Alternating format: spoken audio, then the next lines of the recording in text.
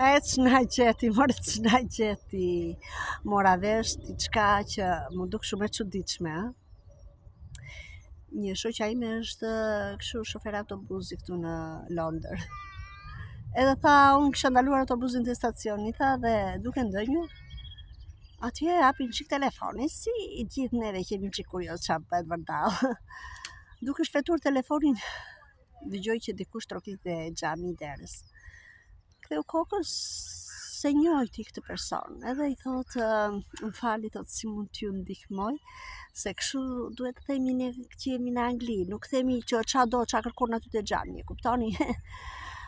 Edhe i thotë ky personi që unë jam, i thotë menaxheri i kompanisë tënde, thotë, më i madhi, dhe kam dalur për kontroll, thotë, po vura re që ti je duke shkelur rregulloren e autobusit.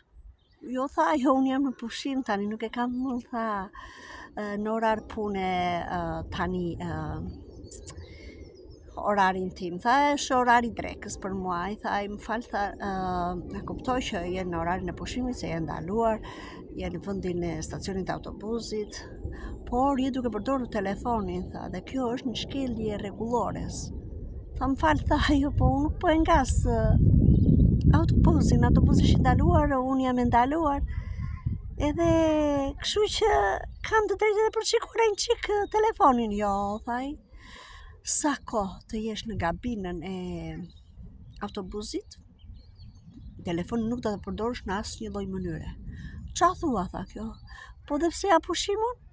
Jo, nuk ka rëndësi nëse je pushim apo duke punuar, në mënyrë kategorike ti s'do të hapësh telefonin, nëse do të shikosh telefonin në kohën që ti je në pushim, do të dalësh nga kabina e autobusit dhe mund të shikosh telefonin për aq kohë sa ti je në pushim. Qyqja, tha, ç'a po thua, moj, tha, ç'a po thua, ç'a janë këto rregulla? Të ndalokan të shikosh telefonin tënd në autobusin e kompanisë në momentin që je pushim. Wow! Vetëm se nuk që ka lejuar te gabina, e kuptoni ju? Wow, ç'a bëhet kështu, more? Po ku pyesim ne shqiptarët andaj për rregulla. Këta më duket se i kanë egzageruar, por ne andaj jemi fare. Sot për shembull pash një video ku një shofer autobusi ishte duke shfletuar telefonin dhe shikonte ato social media. Edhe unë që lutesha, shpresoj që këta pasagjerët shoferi t'i çojë destinacioni duhur. E shëndoshe mirë. Ama nore vetë t'i çoj shëndoshe mirë, pavarësisht se ku do i çoj ai, se ai duke qenë në telefon mund ngatroj dhe destinacionin, për shembull, mund të jetë nisur nga Tirana për në Durrës dhe i përfundon ande nga Vlora, apo pak të t'i shëndoshe mirë. Kaq lutem unë, se kam quar dhe një rast tjetër unë. Që shoferi i furgonit ishte duke u marrë me telefonin, po ju shkëput telefonin nga dora i ra aty poshtë tek sheshi ku mban këmbët aty afër frenave. Ul shoferi, more, duke ngarë atë furgonin, ul të mirë dhe atë çaj quhet telefonin, ore.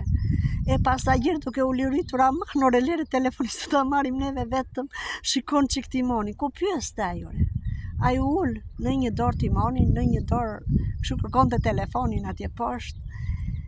Po nuk e dinë na mbroz Zoti shumë në shqiptarëve, se me gjithë këto bëma që bëjmë neve, vallai. Jaj, do na ndodhin gjëra të çuditshme neve.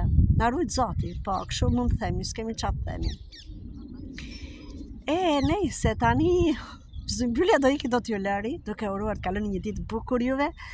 Edhe me mendje në kokë, kush nget makina, autobusa, kamiona, ç'a nget, aty mendje tek timoni, mos u merrni te telefoni se do bëni ata. Kaq po ju them unë, iku Zymbyllja tani, se do merrem edhe me punë të tjera, kalofshi bukur dhe mos harroni të më ndiqni në video me humor që unë postoj çdo ditë, kalofshi bukur.